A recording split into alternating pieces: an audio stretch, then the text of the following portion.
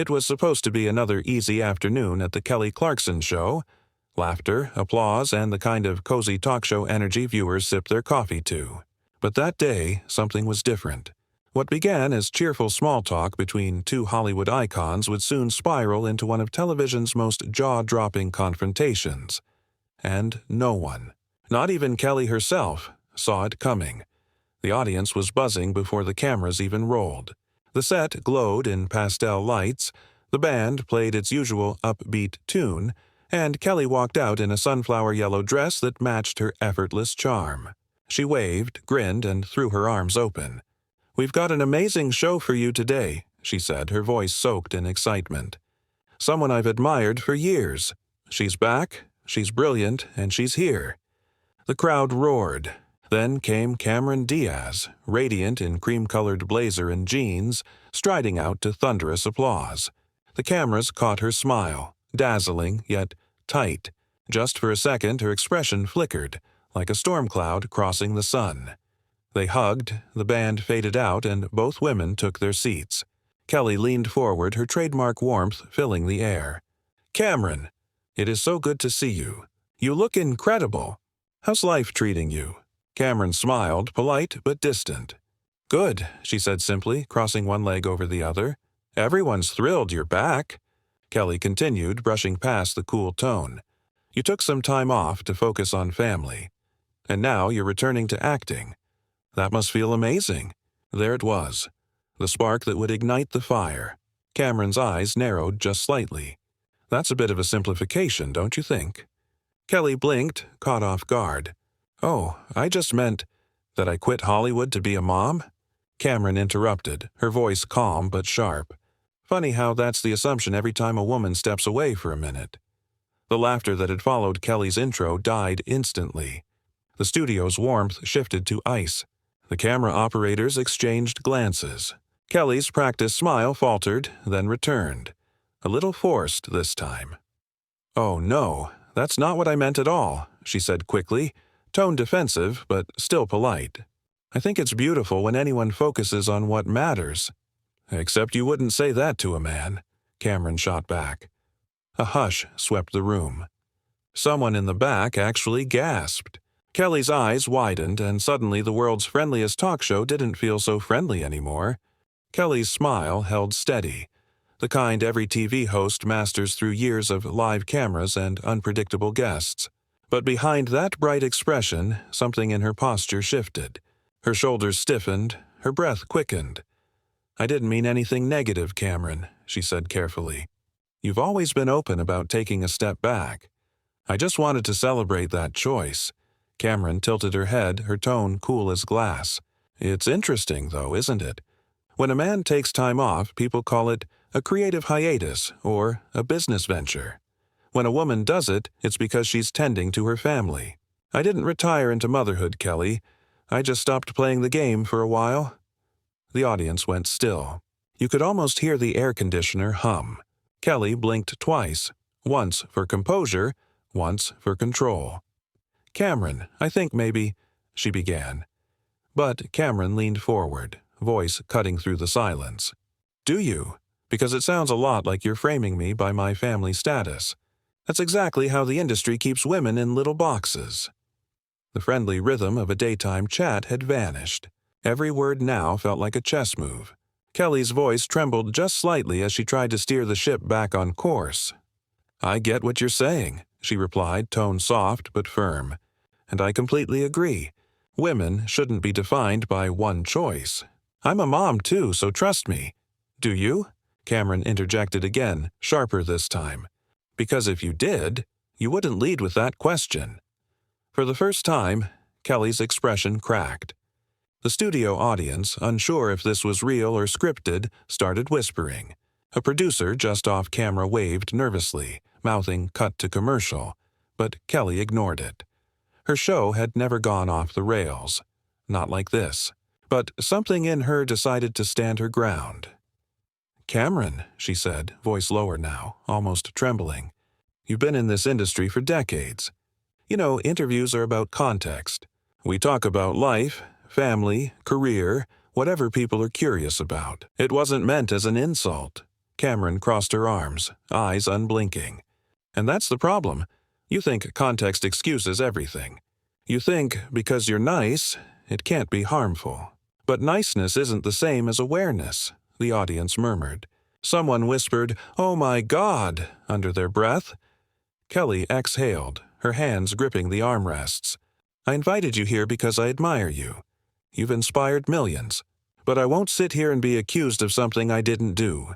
That's not fair." "Oh, so now you're the victim?" Cameron said, her voice calm but deadly. The tension was unbearable now. Thick, electric, pulsing through the studio lights.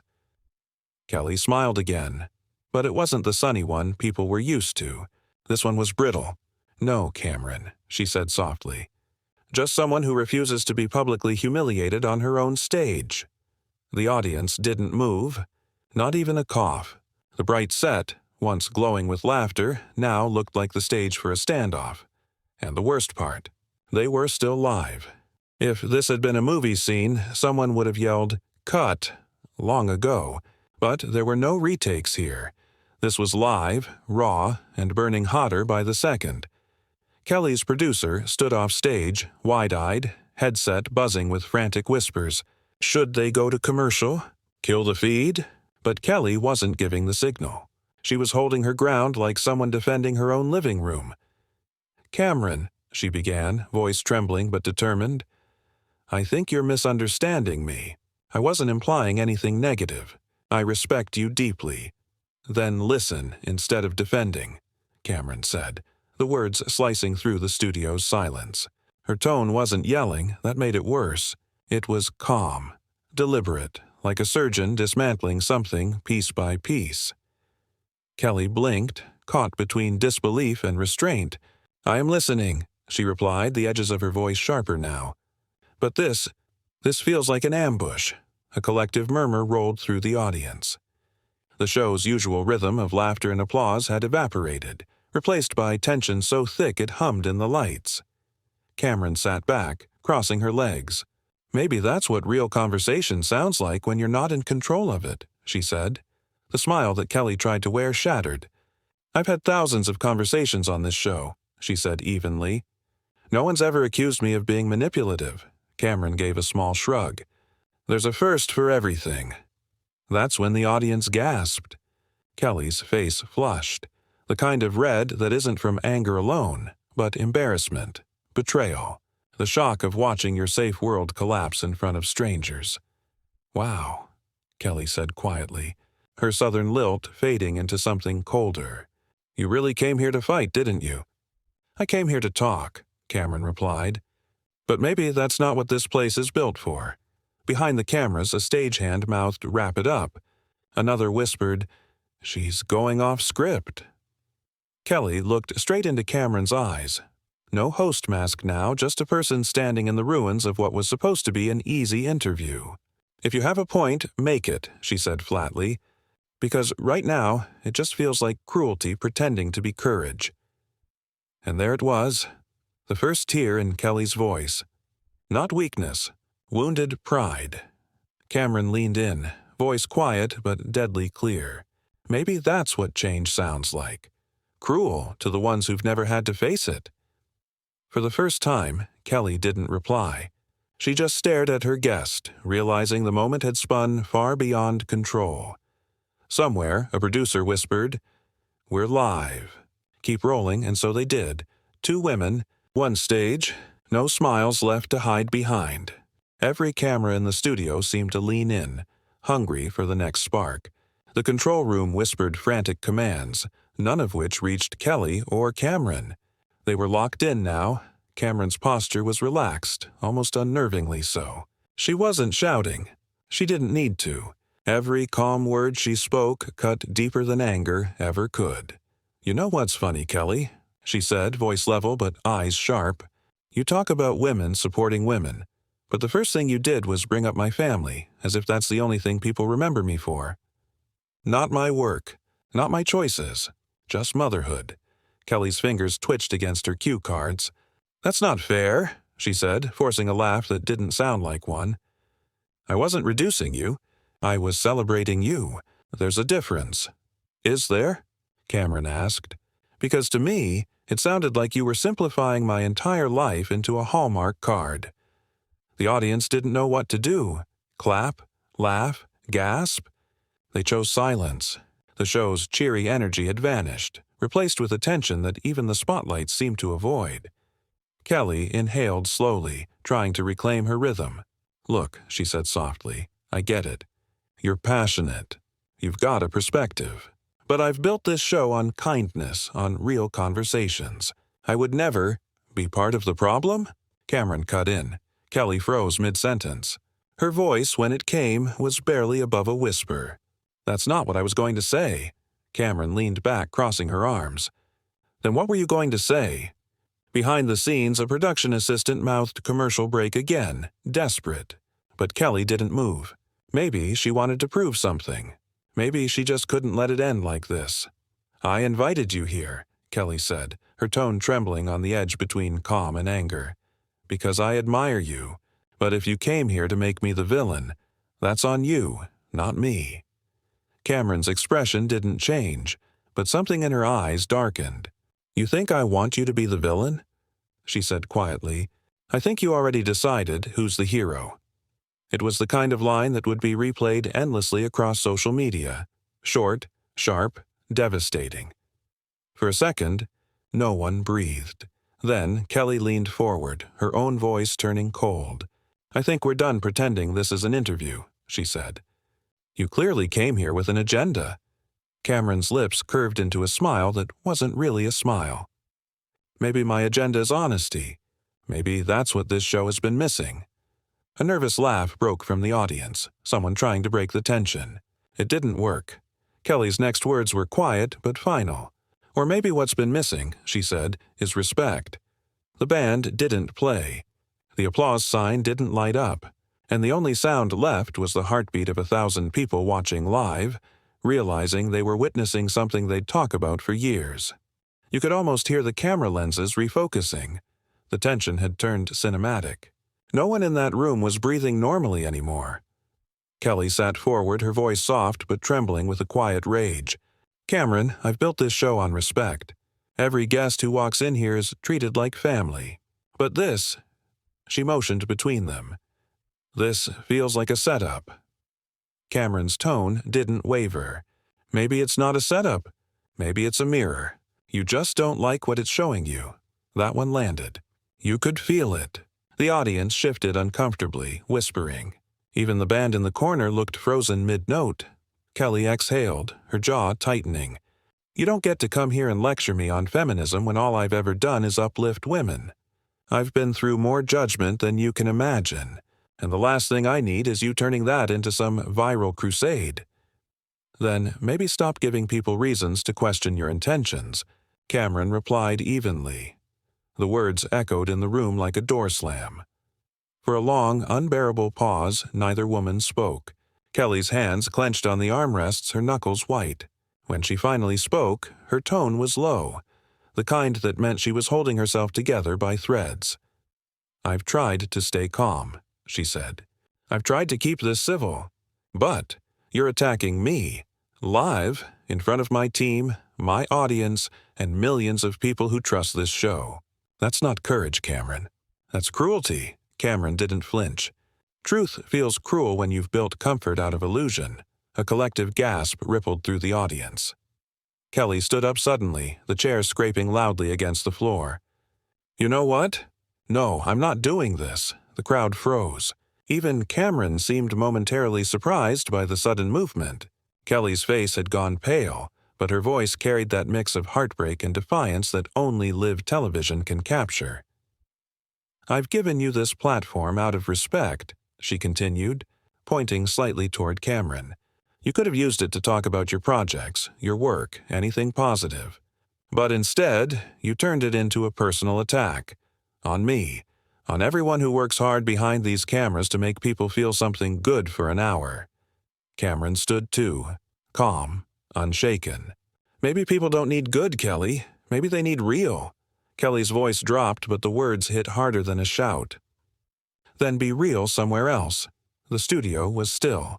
A few audience members were visibly tearing up, not out of sadness, but because they'd realized they were witnessing something television almost never shows anymore: truth without polish. And as both women stood there, eyes locked, you could almost sense the invisible line snapping, the point where professionalism gave way to human emotion. This wasn't just awkward anymore. It was historic. For a moment, neither of them moved. The lights buzzed softly overhead. Cameras zoomed closer, and you could almost hear the heartbeats of everyone in the studio. Kelly stood firm, but her eyes flicked briefly toward the stage manager, silently begging for a commercial cue that never came. Then Cameron did something no one expected. She turned away from Kelly and faced the audience. "You all see it, don't you?" she said, her voice calm, almost intimate, as if confiding in them. "We watch these shows and pretend they're authentic. We call it conversation, but it's not. It's choreography. It's performance wrapped in politeness." The audience didn't move. A few looked to Kelly as if asking permission to react. Kelly's voice came out sharp, breaking the stunned silence. "Cameron, stop. This isn't fair. To me, to my crew, or to the people sitting here who just came to enjoy the show." Cameron turned back slowly, her eyes blazing under the bright lights. "Fair," she echoed. "You think this is about fairness? You just proved my point. You want control, not conversation." Kelly's composure cracked. "This isn't control," she shot back. "This is my show. My name is on that screen because I built it. Every laugh, every song, every interview, I earned it. You don't get to walk in here and dismantle everything because you're angry at Hollywood." Cameron's laugh was low and bitter. "Oh, I'm not angry at Hollywood. I'm angry at what we all became because of it." The crowd was frozen, hypnotized. One woman near the front clasped her hands, whispering something that looked suspiciously like a prayer.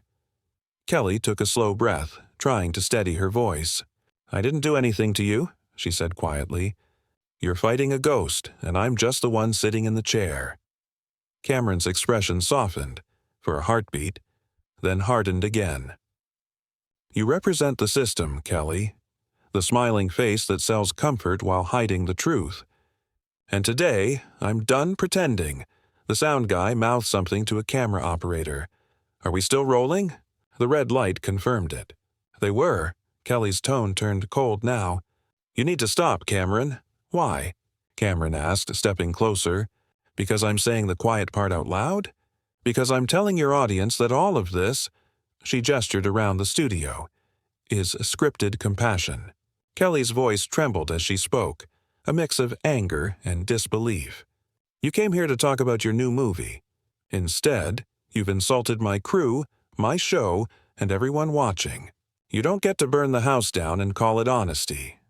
"Maybe the house needed to burn," Cameron replied. A ripple of gasps ran through the audience. The set lights, warm and inviting minutes ago, now cast long, sharp shadows across both women. "Get off my stage," Kelly said finally, her voice breaking but resolute. For a second, no one believed she'd said it. But then she repeated, quieter this time. "Cameron, please, leave." Cameron didn't move. She looked at Kelly, really looked at her, and then turned back to the audience one last time. "You see what happens when you stop playing along?" she said. "They call it disrespect. They call it chaos.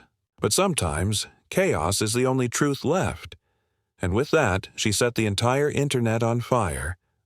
Live. For a moment, no one moved. The air itself seemed to hold its breath.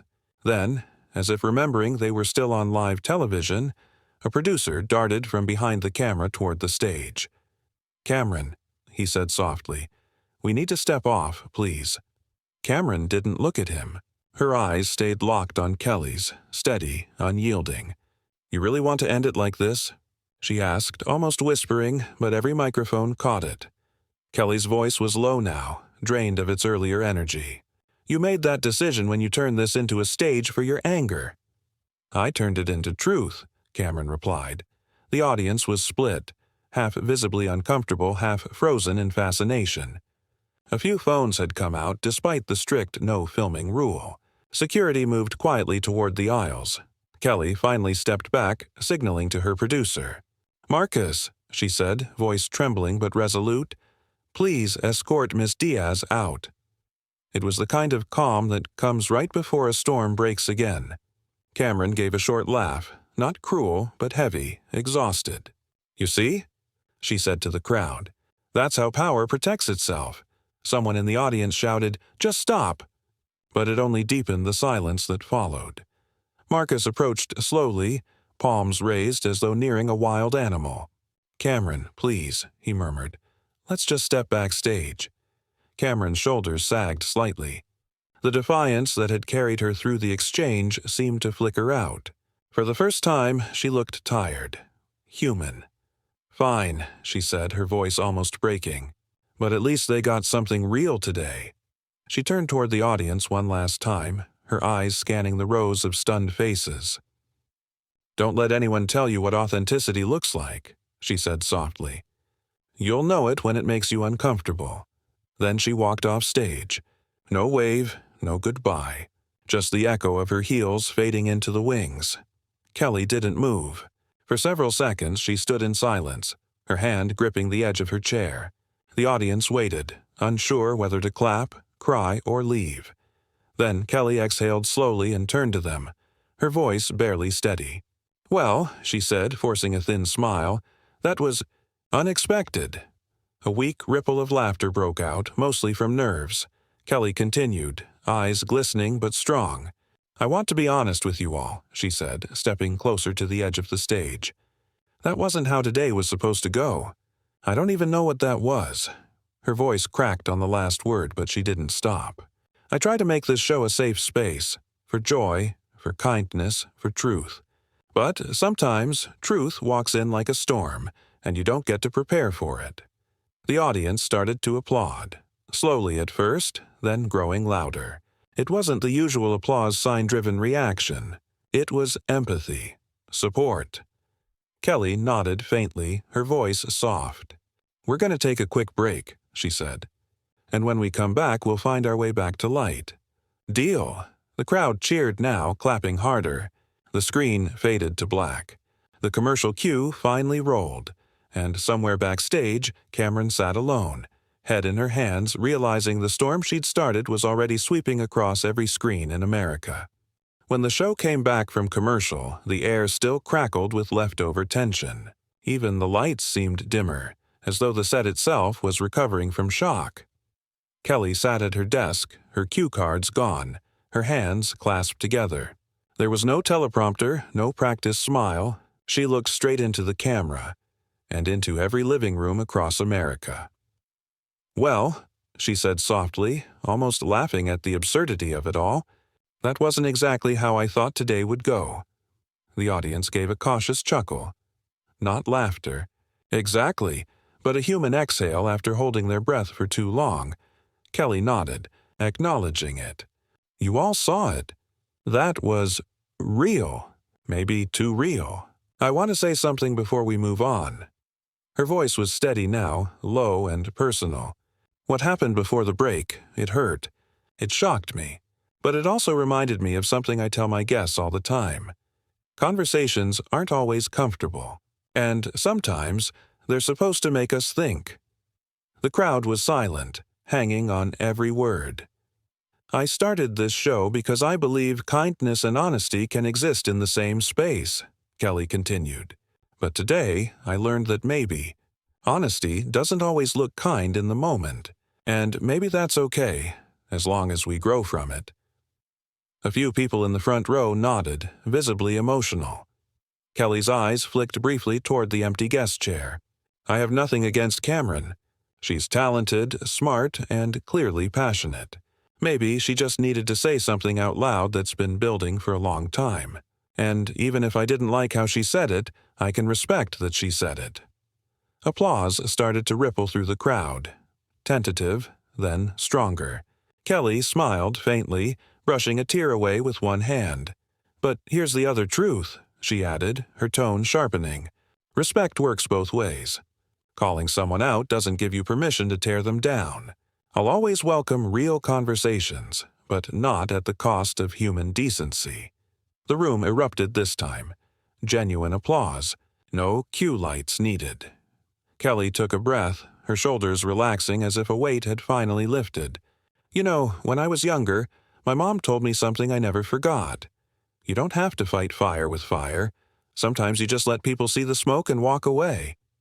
The audience laughed softly. Clapping again, Kelly smiled for real this time.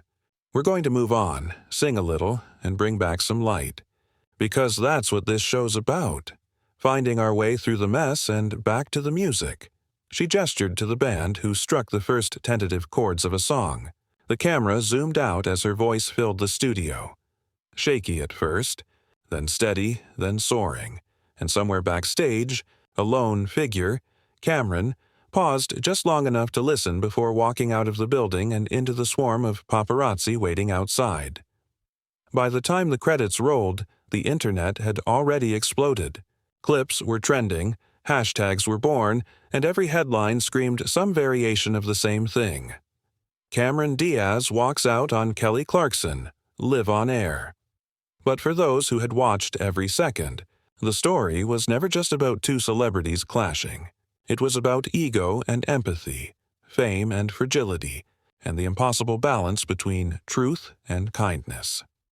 And as the final note of Kelly's song faded, one thing was clear. Daytime television would never look quite the same again. By sunrise, the world had already chosen sides. Clips from the Kelly Clarkson show flooded every social feed, some titled, "Cameron Diaz Exposes Hollywood Hypocrisy," others defending Kelly with, "Talk show host keeps her grace under fire." Everyone had an opinion. No one had the full story. In Los Angeles, the sun rose over the studio parking lot as crews arrived early, not to prepare for the day's taping, but to handle the chaos that had exploded overnight. Paparazzi swarmed the gate. Fans held up signs. Team Kelly on one side, "Speak Your Truth," Cameron on the other. Inside, Kelly sat in her dressing room, phone face down on the counter. The reflection in the mirror looked like someone who hadn't slept. Not from guilt, but from replaying every second in her mind. The tension, the silence, the words she wished she'd never said, and the ones she wished she had. Her producer, Marcus, knocked lightly. "Morning, Kel. You okay?" Kelly smiled faintly at the mirror. "That's the question of the hour, huh?" He stepped inside, holding a stack of printed headlines. "The show's trending everywhere. Half the internet's calling it the most honest TV moment of the decade. The other half thinks I humiliated her," Kelly finished, picking up her coffee. "Yeah, I saw. For the record, I didn't." Marcus hesitated. "Do you want to respond, or let it blow over?" Kelly thought for a moment. "If I stay silent, I look guilty. If I talk, I look defensive. So maybe I just be human." He nodded. "That's your superpower anyway." An hour later, the red light blinked on. The audience that morning was quieter than usual. Not tense, just uncertain. People were waiting to see which version of Kelly Clarkson would show up today, the entertainer or the woman who'd been publicly blindsided. Kelly took her seat. No cue cards, no bright music intro, just her and a single handheld mic. "Before we start today," she began, "I want to say something about yesterday. You could have heard a pin drop. Things got heated. It wasn't planned, it wasn't scripted, and honestly, it wasn't how I wanted that conversation to go. But it happened, and I think it showed something important, that even when we disagree, there's room for empathy if we choose to look for it." A soft murmur of approval spread through the crowd. "I've rewatched the footage," Kelly admitted, voice steady but vulnerable. "And yeah, maybe my phrasing was clumsy. Maybe I could have listened better. But I also think it's okay to stand up for yourself when you feel attacked. Both things can be true." The audience clapped, not the usual daytime applause, but slow, deliberate support. Kelly nodded gratefully. Cameron's perspective about how women are framed, that's real. And I actually agree with her on a lot of it. I just wish she'd trusted this space to hold that conversation with kindness instead of confrontation. But I still wish her the best. Then she looked straight into the camera.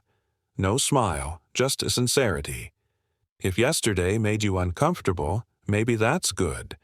Discomfort can mean growth, and if it made you lose faith in kindness, I hope today reminds you we can rebuild it. Applause filled the studio. Genuine, healing, a little emotional, and as the cameras faded to commercial, Kelly finally exhaled, realizing she hadn't just survived the storm, she'd owned it. Across town, Cameron watched the clip on her phone from her kitchen counter, a cup of coffee untouched beside her. The comments were endless, angry, adoring, divided. She sighed softly, shaking her head. Maybe that's what truth looks like, she whispered. Messy. Her phone buzzed with a text from an unknown number. Kelly Clarkson. For what it's worth, I don't hate you. Maybe one day we can actually have that real conversation. Cameron stared at the message for a long time, then typed back just 3 words. Real ones hurt, and hit send. The clip didn't just go viral, it detonated. By nightfall, late-night hosts were replaying the confrontation frame by frame, podcasters were dissecting it for hidden meaning, and think pieces flooded timelines like a storm surge. Was Cameron right? Was Kelly unfairly attacked? Or had both women accidentally exposed the pressure cooker that is public womanhood? Days passed, and still the moment refused to die. Kelly Clarkson's Turn on Friday's show, the audience walked into a quieter studio. No flashy band intro, no light-hearted games, just Kelly, standing center stage beneath a soft spotlight. She took a breath. I've been thinking about that interview, she began. It showed me that people see kindness as weakness sometimes. But kindness doesn't mean silence. Her voice steadied. I don't regret standing up for myself. I do regret how much pain the moment caused. For her, for me, for anyone who saw 2 women clash instead of connect. The applause that followed was small, respectful. Not celebration, but understanding. Cameron Diaz's response. That same morning, Cameron posted on Instagram. Speaking truth in public isn't easy. Sometimes emotion makes it messy. I respect Kelly. I respect the platform she's built. But I stand by my words. Women deserve to define their own stories. She didn't do interviews, didn't explain further. The post stood alone, raw, unapologetic, and racked up millions of comments within hours. The fallout by week's end, every outlet from Variety to The Guardian had written their version of what the fight meant. Publicists called it the daytime reckoning. Some networks even debated whether the outburst had been staged. It wasn't, but something unexpected happened. The chaos didn't destroy either woman. It humanized them. Kelly's next episode, an open mic hour with young artists talking about self-doubt, hit record ratings. Cameron, meanwhile, announced she'd signed on to produce a documentary on the illusion of authenticity in Hollywood. Irony? Maybe. Or maybe she'd found her purpose in the fallout. The quiet redemption. Months later, the 2 finally crossed paths again. Not on stage, but backstage at a charity gala in New York. No cameras. No scripts. Just 2 women in sequined gowns, meeting at the edge of a crowded ballroom. Kelly smiled first. You caused a storm. Cameron's laugh was soft. You survived it. For a long second, they just stood there. 2 public figures who had bled humanity across the airwaves and lived to tell it. Then Kelly extended a hand. Cameron took it. Maybe next time, Kelly said. We talk without an audience. Maybe that's the only way to talk, Cameron replied. They both laughed. Not the nervous, polished laughter of daytime TV, but something real, tired, healing, the legacy. The moment lived on, of course, clipped, remixed, analyzed. But the deeper message outlasted the headlines, that even the most composed people can break under the weight of image, and that truth, when spoken without armor, doesn't destroy reputations. It reveals humanity. And though the world kept replaying the clip for entertainment, those who felt it knew better. They hadn't just witnessed a fight.